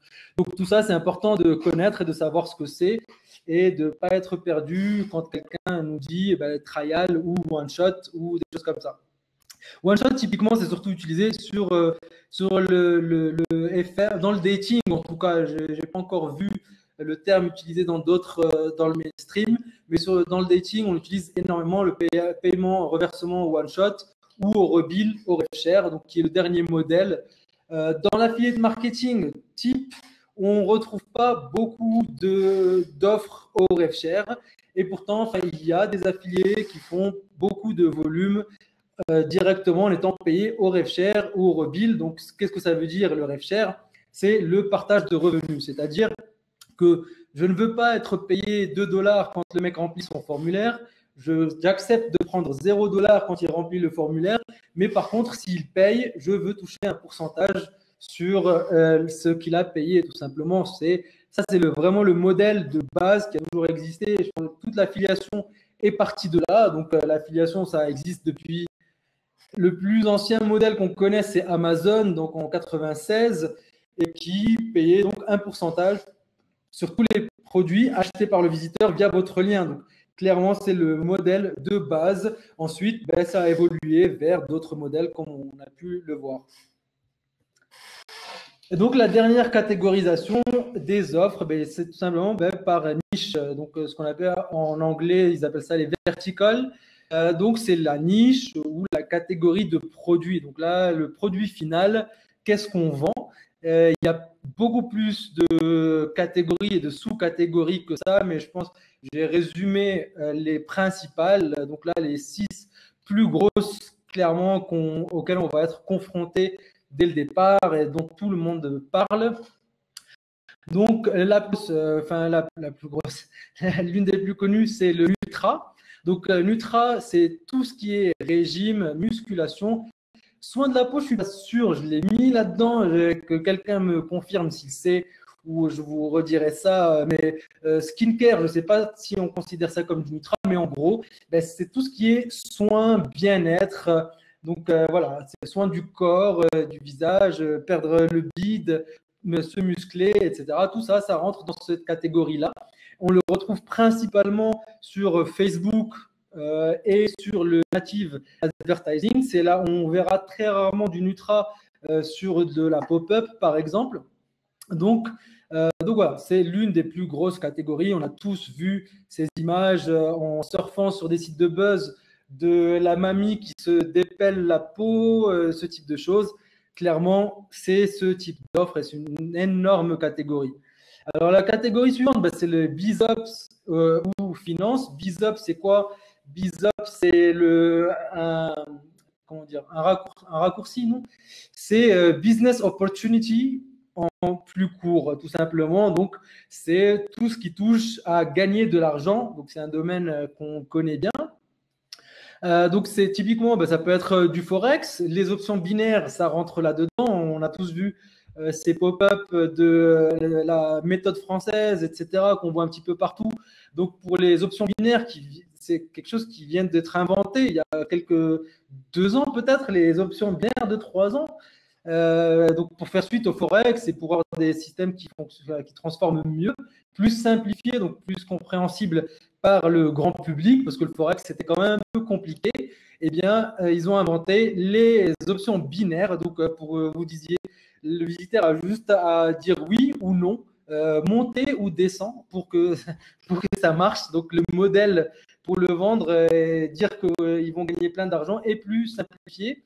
Le MMO, pareil, c'est le diminutif de Make Money Online. Donc, ça, c'est une catégorie très, très, très large. Donc, ça a 1001 formes. Ça peut être promouvoir l'affiliation, promouvoir les infoproduits, donc tout ce qui est faire de l'argent sur Internet. Ça peut être des produits pour apprendre à l'affiliate marketing. Ça peut être tout un tas de choses. Ça peut être du MLM, le MLM, donc le multi-level marketing. Ça rentre dans cette catégorie-là. Donc, Empower Network, typiquement, c'est l'un des plus connus. Vous avez dû tomber là-dessus. Donc voilà, c'est les BizOps, grosse catégorie. Et celle d'après, les sweepstakes, pareil. Donc, je pense vraiment toutes les catégories là-dedans, vous n'avez pas pu les rater si vous surfez un petit peu sur Internet, puisque les affiliés font de l'assez bon boulot pour nous persécuter partout où on va. Et c'est assez inévitable. Donc, les sweepstakes, c'est typiquement les iPhones gratuits, Samsung Galaxy gratuits, les bons d'achat 500 € à Carrefour, les bons cadeaux pour une machine Nespresso. Tout ça, ça rentre dans la verticale appelée sweepstakes. Donc, sweepstakes, c'est un terme anglais qui veut tout simplement dire cadeau ou plus concours, jeu concours pour gagner des cadeaux. Donc, la suivante, c'est utilities, donc les utilitaires. Donc, ça peut être tout plein de choses, encore une fois. Les plus connus, c'est les antivirus, les cleaners, les boosters et les launchers. Donc, c'est les antivirus pour vous protéger des virus, les cleaners donc pour nettoyer, pour vous protéger des malwares. Booster, c'est typiquement toutes les applications pour accélérer votre PC ou améliorer les performances de votre mobile, etc. Les launchers, c'est un peu plus gadget, mais ça a cartonné aussi, ça a très bien marché. Donc, c'est des applications pour changer un petit peu le fonctionnement de base de son Android, typiquement.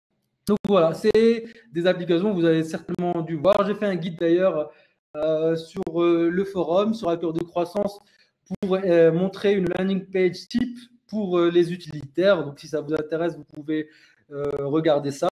L'adulte, donc l'adulte, l'adulte, le dating, le porn, grosse catégorie. Je crois que les stats disent 40% du trafic d'Internet vont vers du porn, du trafic Internet transite par de l'adulte. Donc typiquement, les grosses catégories, c'est la vidéo, donc la vidéo adulte, le dating et le live show. Avec, quand on parle d'affiliate marketing strict, dans la façon stricte, et bien c'est typiquement le dating qui a 90%, 80% du trafic acheté maintenant. Les live shows, c'est généralement pubé, on les voit aussi pubé, mais c'est généralement via l'annonceur directement. C'est l'annonceur directement qui achète du trafic sur les tubes, etc. Le dating, c'est vraiment des affiliés. C'est la niche que les affiliés pub dans l'adulte. Et enfin, la dernière partie, le dernier qui est un peu plus méconnu que les autres, je pense parce que c'est difficile. Pas difficile, mais c'est spécifique, on va dire. Il faut être un petit peu dans le domaine pour connaître le gaming. Donc, ça utilise des créatives différentes, ça utilise des landing pages différentes qui sont un peu qui font un petit peu peur, on va dire. C'est un petit peu plus compliqué de se lancer dans le gaming.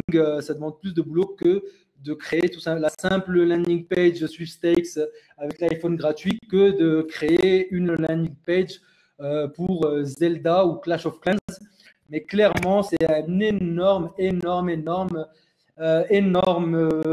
catégorie, tout simplement. Le meilleur exemple étant Clash of Clans, qui ont fait 1 milliard de profits l'année dernière, en 2015. Donc, je pense qu'ils feront encore plus cette année, avec 3 jeux seulement, et tout basé sur l'achat de trafic. Ils sont absolument partout. Ils sont sur Facebook, ils sont sur les sources DSP mobiles directs, ils sont absolument partout. Donc, ça reste une très, très grosse niche, bien qu'un peu méconnue. Donc, voilà, je vous propose de prendre 5 minutes de pause, renoter vos questions, et on va faire une petite session de Q&A. Et là, ça fait cool, ça fait 1h20 qu'on y est. Moi, je vais vite fait à la cuisine, je vais me rechercher un verre d'eau et je reviens.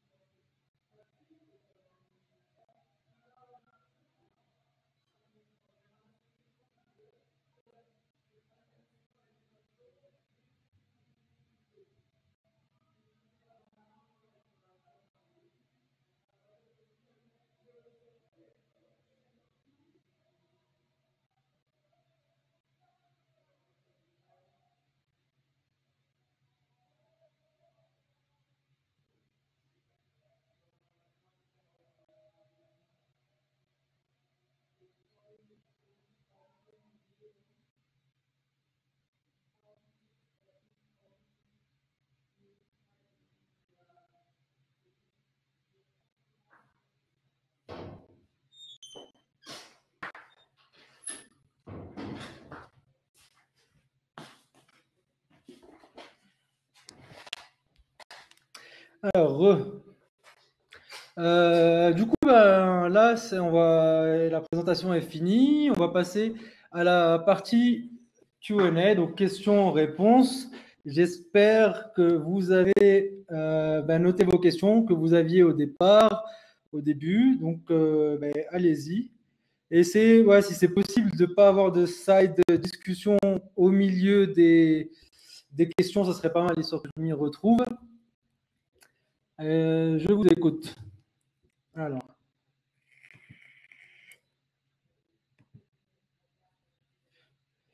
Il y a une feature, il y a une fonctionnalité visiblement question. Je ne sais pas trop comment, si vous la voyez, vous, si vous pouvez l'utiliser. Donc ouais, c'est pas mal, ça peut séparer, ça permet de séparer le chat des questions. Bon, vous pouvez les envoyer soit sur le chat, soit sur les questions, donc ce sera pareil, je vois les deux. Mais ouais, pas mal, j'aime bien.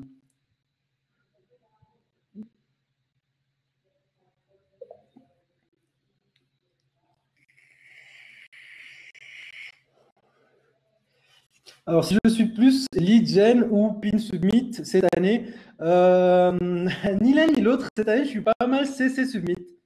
Donc, je dirais ça comme ça. Plus lead gen et CC submit, ouais. Donc, ça a varié par rapport à l'année dernière où j'étais vraiment beaucoup sur les pin submit. Bah, tout simplement, c'est le marché qui évolue, donc on doit évoluer avec. Les pin submit, en particulier en France, spécifiquement en France, ont perdu pas mal de, de leurs atouts, quoi, tout simplement, la transformation. Les payouts, pour les annonceurs, ils peuvent rebiller moins facilement. Donc avant, là où on avait des payouts à 25-30 dollars sur une offre Pin Submit FR, maintenant, c'est descendu à 10-15 dollars. Donc forcément, alors que de l'autre côté, le trafic n'est pas forcément 2 fois moins cher, bah, toucher 2 fois moins sur le même type d'offre, bah, forcément, ça fait que le trafic bouge vers d'autres choses, quoi. Il y a eu les CC Submit qui sont apparus pour compenser un petit peu ça, quoi. Alors, quel est le top 3 offers avec le meilleur ROI? C'est assez large comme question. Je ne vois pas trop. Ben, top 3 offers, si tu parles des niches, typiquement, c'est le sweepstakes et antivirus. Je dirais que c'est les deux grosses catégories d'offres, quoi. Mais on ne peut pas nommer des offres spécifiquement puisque les offres, c'est très volatile aussi. Ça va, ça vient, ça disparaît assez vite. Ça reste généralement quelques semaines. Au mieux, une offre qui reste quelques semaines et qui convertit bien, c'est pas mal. Donc voilà, et surtout, avec le meilleur ROI, le ROI dépend de la performance qu'on a sur sa campagne et comment on l'optimise. Parce que l'offre n'a pas de ROI en soi, soit elle transforme bien, soit pas. Et ensuite, donc, ce qui va faire le ROI, c'est combien on dépense pour avoir sa conversion. Donc, comment on optimise ses LP, comment on optimise ses bannières, combien on paye son trafic, etc. Alors, que penses-tu de l'avenir des pin submit avec le référencement SEO? Si tu veux me spécifier un petit peu plus ça, Gustavo, je vois pas le lien. Je vois pas le lien avec le référencement SEO. Et de toute façon, autant te dire que le référencement SEO, c'est pas à moi qu'il faut demander. C'est pas du tout ma spécialité. Je veux pas dire de conneries, quoi. Aucune idée de ce qui se passe dans le référencement SEO, que ce soit sur les pin submit ou autre chose, c'est pas mon domaine. Alors pour toi, c'est quoi le budget de départ pour démarrer le media buying? Est-ce qu'il y a un minimum vital? Alors oui, il y a clairement oui et non. En fait, il n'y a pas de minimum vital. Donc comme toujours, comme tout, il n'y a pas de limite en dur, il n'y a pas de limite fixe et stricte. Mais clairement, si on veut se lancer sérieusement, il faut avoir quelques milliers d'euros de disponibles pour l'achat de trafic pour faire ça proprement. Alors évidemment, il y a des choses qu'on peut faire pour démarrer au mieux avec un petit budget. J'ai fait un guide là-dessus. Donc, c'est typiquement commencer sur des géos où les reversements sont plus faibles. Donc, l'Asie, l'Amérique latine, certains pays de l'Europe de l'Est. Mais clairement, voilà, il y a des choses qu'on peut faire, mais au moins, grand minimum, il faut avoir 2000, je pense, grand minimum 1500, 2000 en incluant pour pouvoir se payer le tracker, le premier trafic, etc., quoi. Je veux dire, c'est le problème en lançant avec un budget limité, c'est on va être stressé, on va avoir tendance à prendre des décisions basées sur les émotions plutôt que sur les statistiques et laisser les campagnes tourner assez longtemps pour vraiment que ce soit statistiquement signifiant. Est-ce que les autres membres voient les questions qui sont posées la case question, en fait, pour savoir si je les relis ou pas. Yes, oui, ok. Ok, cool, merci. Alors, la suivante. C'est quoi ton workflow typique pour concevoir une nouvelle campagne? Très bonne question, Yasmine. Alors, clairement, c'est un sujet que j'aborderai plus en détail donc dans le prochain guide et dans peut-être un webinar aussi ou un tutoriel vidéo. Mais typiquement, pour moi, une offre part d'une idée, d'une catégorie principale. Disons, je veux faire du sweepstakes en Amérique latine. Donc, ça peut partir d'une offre qui m'est conseillée par un affiliate manager qui me dit il y a telle offre qui cartonne sur tel géo. Eh bien, je vais partir de là, je vais prendre cette offre, je vais essayer de trouver des offres similaires ou la même chez d'autres networks, donc pouvoir splitter. Et je vais aller sur les Spy Tools, récupérer, voir ce qui se fait au niveau des landing pages et créer cette campagne-là. Et donc partir de là, j'essaie toujours de partir d'au moins un élément. Donc que ce soit des landing pages que je vois beaucoup tourner, donc j'en déduis que cette catégorie marche bien, ou des offres qui me sont conseillées par les affiliate managers ou que je vois sur les forums les gens dire que ça marche bien ou des choses comme ça. J'essaie au moins de partir d'un élément qui est semi-validé et recréer tout le reste. Donc, recréer tout le reste, ça consiste en quoi? Trouver la même offre sur d'autres networks, trouver les landing pages et décider de la source de trafic. Généralement, j'ai des sources de trafic qu'on appelle des go-to sources. Donc, je vais tester directement et donc je mets en place, j'essaie de mettre en place rapidement un test et voir tout simplement si c'est prometteur. L'idée, c'est de lancer le plus de tests possible correctement pour essayer de trouver le plus de campagnes profitables possible, quoi.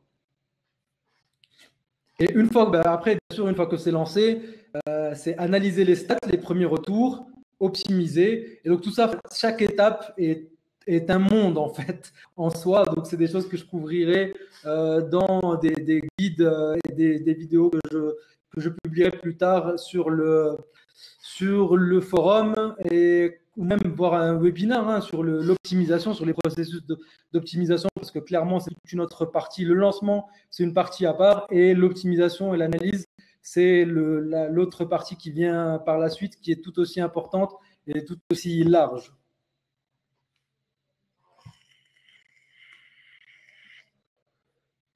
Alors, quel est le risque pour l'affilié sur les produits discutables en cas de plainte des clients? Toolbars intrusifs, CB30, sweepstakes, ça a déjà eu des ennuis à ce propos? Non, jamais eu d'ennuis à ce niveau-là. Généralement, c'est les offres qui ont des ennuis quand elles sont trop borderline ou qu'elles enfreignent sur les lois de leur pays, du pays où elles sont basées ou du pays qu'elles ciblent. Par contre, là où il y a eu des problèmes, c'est au niveau des landing pages, des créatives, sur le marché US typiquement. Je ne sais pas si c'est arrivé sur d'autres marchés, mais aux États-Unis, toutes les landing pages du type skincare, donc qui cite des célébrités, Kardashian, qui utilise telle crème pour son visage ou telle pilule pour maigrir, typiquement ces mecs-là prennent de très très gros risques parce que les célébrités vont les poursuivre, la FTC, donc comment dire, l'unité de régulation, on va dire, de ces trucs-là aux États-Unis est très, très active sur la publicité mensongère. Et il y a déjà eu des affiliés, oui, qui se sont pris des amendes de plusieurs millions de dollars. Je ne sais pas s'il y en a qui ont fini en prison concrètement, mais clairement, au moins des très, très, très grosses amendes, oui. Alors, un chargement de 2 secondes pour une LP, c'est trop ou non? Oui, clairement, c'est trop, trop, trop. Il faut être en dessous de 1 seconde. Et idéalement, dans les 200-300 millisecondes, c'est l'idéal. Quelle est la meilleure alternative au Pin Submit FR aujourd'hui? Alors, le CC Submit FR, je dirais. Si FR est strict, si tu veux rester dans le FR, il faut regarder du côté des CC Submit.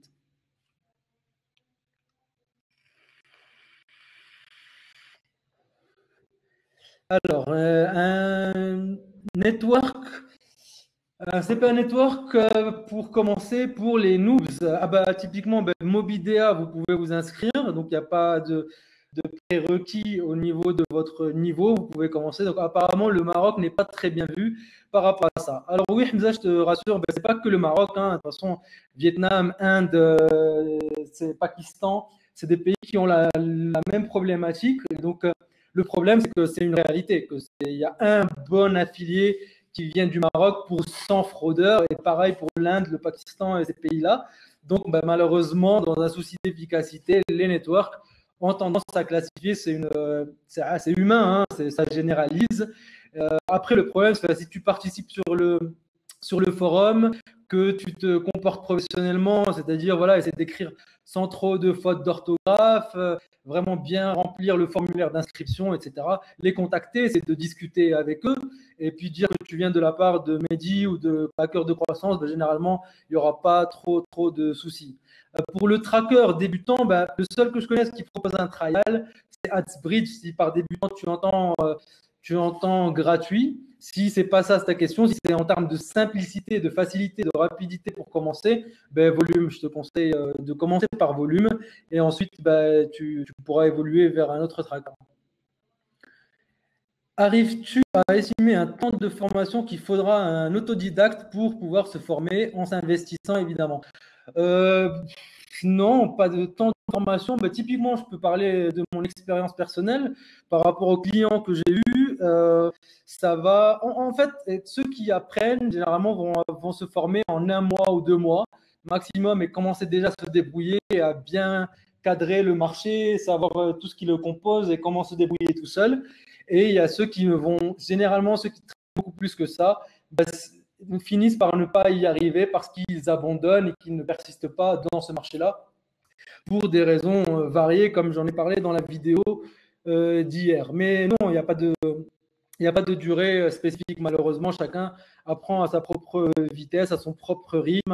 Il y en a qui ont plus ou moins de difficultés à assimiler les choses. Donc, ça va clairement varier d'une personne à l'autre. Alors, quels sont les networks qui autorisent la diffusion d'offres antivirus agressives du type votre téléphone va exploser si vous n'installez pas l'antivirus?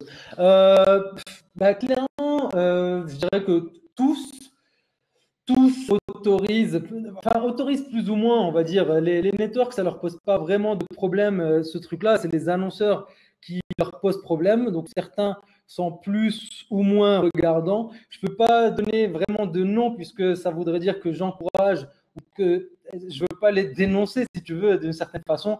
Sait-on jamais qu'il y a un annonceur ou un truc comme ça qui regarde cette vidéo. Mais clairement, je vais te dire, la plupart des networks n'ont pas de problème avec ça. Il faut en parler avec son affiliate manager. S'il faut ne pas le faire par écrit, donc se faire un call, parce que clairement, ils vont avoir un problème à vous dire par écrit, oui, tu peux utiliser ce type de marketing et d'approche marketing, alors que ça pourrait se retourner contre eux plus tard s'il y a un souci avec l'annonceur. Mais globalement, je dirais 90% des networks autorisent ce type de choses.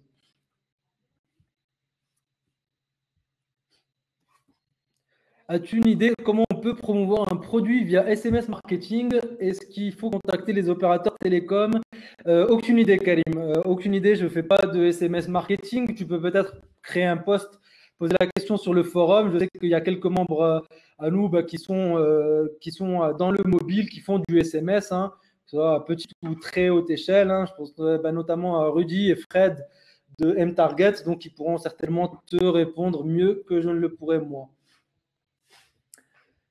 Julien qui dit quel network utilises-tu le plus également en termes de trafic, sur quoi peux-tu le plus? En termes de trafic, j'utilise beaucoup les POP, donc Pop Ads, Zero Park. Typiquement, c'est ce que j'utilise pour la majorité de mes campagnes, puisque ça correspond un peu à aux niches que je pub en ce moment, enfin depuis l'année dernière. Au niveau network, je bosse avec Mobidea, avec Adsimilis, Mundo Media, ClickDealer, typiquement, tous les gros networks auxquels qui ont fait leurs preuves et qui sont là depuis plusieurs années. et voilà, qui ont le plus d'offres, qui sont toujours au top niveau offres, qui ont toujours les nouvelles offres qui transforment. Donc voilà, je pense qu'on a besoin de 3, 4, 5, allez, 4, 5 affiliés de network, on commence à être bon et avoir fait le tour bah, des offres qui existent sur le marché. Évidemment, il y a d'autres networks qui peuvent être plus spécialisés, typiquement quand on fait du Nutra ou des choses un peu plus spécifiques. Mais bon, vu que ce n'est pas mon cas pour l'instant, je ne saurais pas te répondre plus que ça. Mais voilà, donc les 4, 5 gros que je cite à chaque fois dans mes guides et sur le forum, bah, c'est avec cela que je travaille. Combien de temps tu laisses tourner pour faire une bonne analyse et optimiser tes campagnes? Alors Nico, typiquement, j'essaie de laisser tourner une semaine, à moins que ce soit vraiment horrible. Et par horrible, j'entends du moins 95, moins 90%, alors que je pense avoir un funnel pré-optimisé. Donc, je pense que l'offre est bonne, puisque je sais que d'autres personnes la pub. Je pense que les LP sont bonnes, puisque d'autres personnes les utilisent. Et si d'office, ça me donne moins 90% et que je vois aucune target en particulier qui est mauvaise, et là, j'en déduis que c'est la source qui n'est pas bonne pour cette campagne-là. Sinon, si c'est prometteur, j'entends moins 60, moins 50%, qu'on est dans ces eaux-là, j'essaie de laisser tourner au moins 50%, au moins une semaine. Donc, des journées pleines, laisser tourner sur les 24 heures de la journée pendant une semaine, tout en optimisant et en éliminant les différents éléments qui performent mal et en testant des nouveaux éléments, en coupant des targets, etc. pour essayer d'optimiser. Mais typiquement, voilà, parce qu'il y a des jours de la semaine, par exemple, sur certaines niches, le mardi peut être une journée horrible. Donc, je ne vais pas tester le mardi et couper directement en me disant que voilà, la campagne a aucune chance. J'essaie de laisser plusieurs jours, idéalement une semaine entière. En 2017, tu vois des nouveautés arriver au niveau du media buy pour les offres et les outils. Pour les offres, je ne sais pas trop. Mais pour les offres, j'ai vraiment du mal un peu à voir. Je pense qu'on le voit déjà un petit peu sur 2016. Donc, il y a eu des nouvelles offres auxquelles on ne s'attendait pas du tout, avec l'avènement de Shopify et du e-commerce. Donc, les flashlights, les espèces de lampes super puissantes qui ont commencé sur le native et qui sont petit à petit arrivées sur le media buy en général, sur l'affiliate marketing, les laybags, les gros sacs qui ont cartonné cet été. Donc, typiquement, ce type d'offre. Donc, effectivement, c'est quelque chose qui peut être une source d'offres qu'on ne connaît pas, quoi. Qui sait quel type de produit. Là, en surfant sur Facebook, on voit de plus en plus de produits chelous, quoi, de nouvelles inventions, tout simplement, puisqu'on est dans une ère avec Kickstarter, les FundMe, machin, là, Indiegogo, je sais pas quoi, où tout le monde peut réaliser un produit. Et il y en a qui sortent du lot et qui connaissent un grand succès auprès du grand public et donc qui peuvent se transformer en offre pour le media buy et l'affiliate marketing. Et c'était quoi l'autre question? Au niveau des outils, ouais, je pense qu'on va pas mal évoluer vers des SaaS plus développés. Donc, je pense qu'on va voir l'arrivée c'est déjà un peu le cas sur volume, de l'auto-optimisation, donc des algorithmes d'auto-optimisation, d'automatisation sur les trackers. Il y a déjà un outil qui est en bêta test pour la gestion et le déploiement et l'optimisation des landing pages.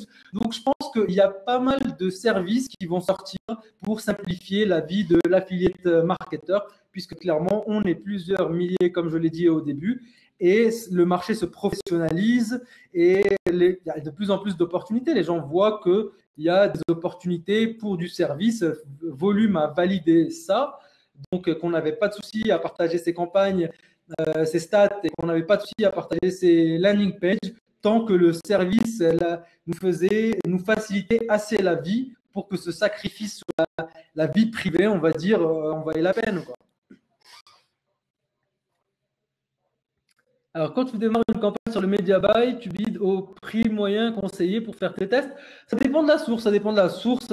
Généralement, j'essaye de partir sur un bid un peu plus haut ou moyen pour essayer d'atteindre même les éditeurs premium, quoi. Donc pas me choper juste le trafic le moins cher qui est souvent celui de moindre qualité. Donc ça dépend vraiment si je juge que c'est trop élevé ou pas, quoi. Mais généralement, voilà, j'essaie d'être dans la tranche haute, disons de moyen à haut, entre moyen et haut. As-tu une astuce pour reverse les ID sur lesquels pub un marketeur via sa LP? À part aller le chercher sur AdTechCity et avoir la véracité, à quel point ces données peuvent être justes, je vois pas trop, quoi. On peut sur SimilarWeb, si vous avez le plan pro ou le plan entreprise, on peut voir, mais par contre c'est sur le mois d'avant, donc il faut attendre que le mois soit complété et on peut voir les top référeurs et donc là on peut voir typiquement disons que plus l'URL et le publisher et la LP a reçu de trafic, plus c'est gros et plus on a de chances de le trouver, oui. Donc via des outils comme SimilarWeb ou Adplexity. En paid trafic comme l'IDEMAC, combien de jours peut te durer une campagne rentable? Plusieurs mois ou semaines? Je dirais semaines. Plusieurs mois, c'est très rare. À moins d'être sur une niche et un ciblage vraiment spécifique que personne voit. Il y a peu de chances qu'en faisant l'une des grosses catégories, tout ce que j'ai cité aujourd'hui, il y a peu de chances que ça dure plusieurs mois. Ça sera généralement plusieurs semaines au mieux. Donc voilà, après, vu les volumes qui existent et vu la volatilité du truc, on essaie d'être toujours prêt pour être préparé pour ce qui arrive après, donc pour la campagne d'après la prochaine offre, la prochaine campagne, et avoir toujours étalé un petit peu ses gains sur plusieurs campagnes à la fois pour contrer un petit peu cette volatilité et essayer de se rapprocher d'un semblant de stabilité dans son media buy. J'ai presque plus de voix. Donc, voilà, je pense qu'il n'y a plus de questions. Il y a plus de. Je pense avoir répondu à tout. Je vous remercie d'avoir assisté à ce premier webinaire. Alors, attends, il y a encore. Il y a une dernière question. Bon, je réponds à la dernière. Après celle-là, on arrête. À quel intervalle de temps doit-on mettre à jour CLP? Il n'y a pas d'intervalle de temps vraiment, Thibaut. L'idée, c'est si tu n'es pas profitable, si ta campagne n'est pas optimisée, il faut tester des nouvelles LP constamment pour trouver celle qui va te rendre profitable et éliminer celle qui sous-performe. Et une fois que tu es profitable, il faut continuer de tester parce que la gagnante va perdre petit à petit en termes de conversion et de ROI. Donc, pour trouver des LP qui vont mieux convertir ou qui sont plus fraîches, même qui vont convertir pareil, mais qui sont plus fraîches. Donc, pour garder tout ça, et ça va vraiment dépendre de la quantité. Ça va changer. Si tu reçois 10 millions de visiteurs par jour sur ta LP, c'est pas la même chose que si tu reçois 100 000 visiteurs. Donc, clairement, c'est pas un intervalle de temps. C'est les performances de ta campagne qui te disent ce qu'il faut faire et il faut réagir tout le temps. Et de toute façon, comme j'ai dit au début, il faut tout le temps être en train de tester. Même une LP qui vous donne 100% de ROI, il faut tester d'autres LP et des variations de celle-là parce que c'est possible d'avoir 120, 150%. C'est toujours possible d'améliorer et de garder la fraîcheur donc pour combattre ce qu'on appelle le banner blindness, donc le fait que plus on voit quelque chose et plus les visiteurs, moins ils y sont sensibles, donc ils connaissent, on commence à connaître la LP et donc elle va avoir tendance à convertir de moins en moins. C'est pour ça qu'il faut constamment tester des nouvelles choses. Donc, merci Laurie. Bon, je vous remercie beaucoup. Ça aura duré un peu plus longtemps que ce que j'avais prévu, mais c'est cool. On a un peu tout vu, on a fait un peu le tour. Je vous remercie d'avoir été présent. J'espère que ça vous aura plu. Et bien sûr, si vous reste des questions, si vous avez des commentaires par rapport au format, je veux bien des commentaires par rapport à mon flow, mon rythme, comment je parle, si c'est clair pour vous, si vous arrivez à suivre. Et puis voilà, je vous dis à très bientôt, à tout de suite sur le forum et à la prochaine pour un prochain webinar. Bonne journée à tous, bonne soirée à vous pour ceux qui sont en France. À toutes, ciao, ciao.